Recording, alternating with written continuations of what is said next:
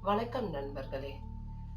நேத்திக்கு நம்ம சேனல்ல அஃபர்மேஷன் வீடியோல உங்களுடைய வார்த்தைக்கும் எண்ணத்துக்கும் விதியை மாற்றி அமைக்கிற சக்தி இருக்கு அப்படின்னு நான் சொல்லியிருந்தேன்.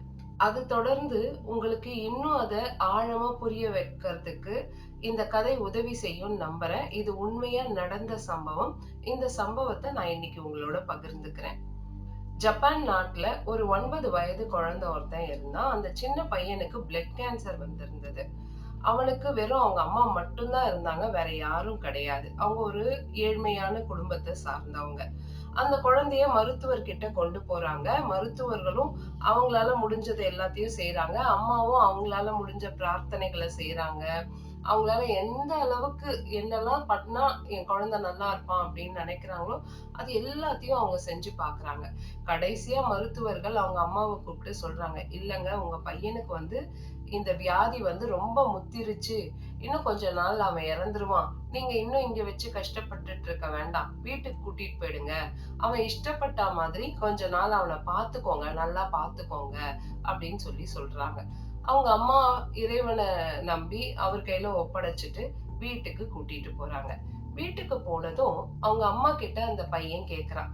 அம்மா, அம்மா, நான் ஏன் இவ்ளோ நாளா அந்த மருத்துவமனையில இருந்தேன்? எனக்கு என்ன ஆச்சு? அப்படின்னு சொல்லி கேட்கிறான். அதுக்கு அவங்க அம்மா சொல்றாங்க, கண்ணா கண்ணா, உன்னுடைய ரத்தத்துல நோய் கிருமிகள் அப்படிங்கிறது இருந்தது. அதுக்காக தான் நம்ம போயிருந்தோம். அ அப்படின்னா உனக்கு புரியிற மாதிரி நான் சொல்லணும்னா, நீ வந்து எப்பவுமே துப்பாக்கி வச்சு சுட்டுக்கிட்டே இருப்ப இல்லையா? எதிரிகள சுடுறேம்மா அப்படின்னு சொல்லி, அந்த மாதிரி உன்னோட ரத்தத்துல அ நோய் கிருமிகள் அப்படிங்கிற எதிரிகள் இருந்தது. அதனால தான் நம்ம இத்தன நாள் மருத்துவமனையில இருந்தோம் அப்படின்னு சொல்லி சொல்றாங்க.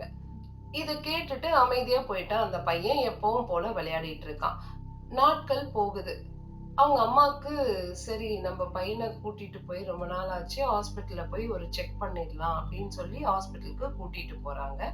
அங்க போனா மருத்துவமனையில பரிசோதனைகள் நடத்தி பார்த்துட்டு, மருத்துவர்கள் எல்லாருக்குமே பயங்கர ஆச்சரியம். என்ன அப்படின்னு கேட்டா, 4வது இடத்துக்கு போனவன், அதாவது மரணம் தான் இதுக்கு அடுத்த ஸ்டேஜ் அப்படின்னு சொல்லக்கூடிய ஒரு இடத்துல இருந்தவனுக்கு, இப்போ அவனுடைய ரத்தத்துல அப்படி ஒரு வியாதி இருந்ததுக்கான அடையாளமே இல்லாம இருக்கு. அப்படிங்கிறது பெரிய ஆச்சரியமா இருக்கு. அவங்க அம்மாவ கூப்பிட்டு கேக்குறாங்க. நீங்க வேற ஏதாவது பண்றீங்களா? நீங்க என்னெல்லாம் பண்றீங்க? ஏன்னா உங்க பையனுக்கு எல்லாமே சரியா இருக்கு அப்படின்னு சொல்லும்போது, அவங்க அம்மாவும் அந்த மருத்துவர்கள் கிட்ட நான் எதுவும் பண்ணலங்க. என் குழந்தைக்கு நீங்க சொன்னத நம்பி நான் என் குழந்தைய வீட்ல தான் வச்சிருக்கேன். வேற எதுவும் பண்ணல அப்படின்னு சொல்லி சொல்றாங்க. ஆனா மருத்துவர்களால நம்பவே முடியல. திரும்ப திரும்ப கேட்குறாங்க. திரும்பவும் அந்த அம்மா அதே பதில தான் சொல்லிட்டு இருக்காங்க. சரி அப்படின்னு சொல்லி அந்த பையன கூப்பிட்டு கேட்குறாங்க. "கண்ணா நீங்க தினசரி என்னெல்லாம் பண்ணுவீங்க?" அப்படின்னு சொல்லி. பையனும் தினசரி என்னெல்லாம் பண்ணுவேன் அப்படிங்கிறத சொல்றான். அப்ப சரி அப்படின்னு சொல்லி குழந்தைகள் மனநல மருத்துவர்கிட்ட அனுப்பலாம் அப்படின்னு சொல்லி அனுப்பி வைக்கிறாங்க. அப்ப அந்த மருத்துவர் கேட்கிறாரு, "என்னெல்லாம் பண்ணுவ கண்ணான்னு?" லிஸ்ட் எடுக்குறாரு. அப்ப அந்த குழந்தை வந்து நான் இந்த மாதிரி துப்பாக்கி சுட்டு விளையாடுவேன் வீட்ல அதிகமா அப்படின்னு சொல்லி சொல்றான். அந்த தருணத்துல உன்னுடைய மனநிலை எப்படி இருக்கும் அப்படின்னு சொல்லி அந்த குழந்தைகிட்ட மருத்துவர் கேட்கிறாரு. அப்ப அவன் சொல்றான், நான் வீட்டுக்கு போனதும் எங்க அம்மா கிட்ட கேட்டேங்க. எனக்கு எதனால ஹாஸ்பிட்டல்ல இருந்தோம்மான்னிட்டு. அப்ப அம்மா சொன்னாங்க, உன்னுடைய உடம்புல நோய் கிருமிகள்லாம் இருக்கு. அதுங்க வந்து உன்னுடைய எதிரிகளா இருக்கு. அதனாலதான்ப்பா அப்படின்னு சொன்னாங்க.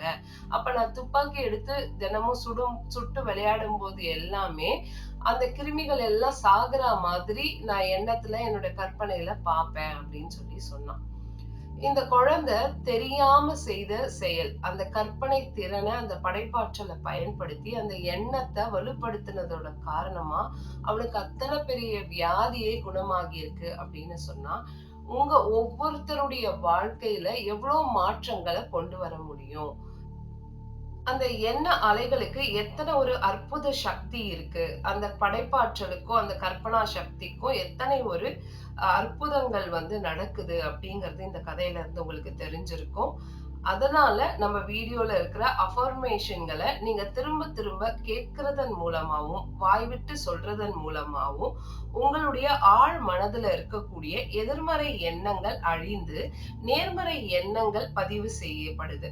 அது பதிவு செய்யப்பட்ட அந்த விஷயங்கள் உங்களுடைய எண்ணங்களா திரும்ப வெளி உலகத்துல பிரதிபலிச்சு அதன் காரணமா உங்களுடைய வாழ்க்கை இன்னைக்கு என்னவா இருந்தாலும் பரவாயில்ல, வரக்கூடிய நாட்கள்ல உங்களுடைய வாழ்க்கை விதியையே மாற்றக்கூடிய வல்லமை கொண்டதா இருக்கு இந்த வார்த்தைகள் அப்படிங்கறத நான் இங்க பதிவு பண்ண விரும்புறேன். இதத்தான் நம்ம முன்னோர்கள் எண்ணம் போல் வாழ்க்கை அப்படின்னு சொல்லியிருக்காங்க. இந்த எண்ணம் போல் வாழ்க்கைய சிறப்பா சந்தோஷமா வாழ்ந்து வளம் பெற என் மனதார நான் உங்களை வாழ்த்துறேன். நன்றி, வணக்கம். இந்த வீடியோ உங்களுக்கு பிடிச்சிருந்ததுன்னா லைக் பண்ணுங்க, சப்ஸ்கிரைப் பண்ணுங்க. உங்களுடைய நண்பர்கள் யாருக்காவது உதவியா இருக்கும்னு நீங்க விருப்பப்பட்டீங்கன்னா அவங்களோட ஷேர் பண்ணுங்க. நன்றி.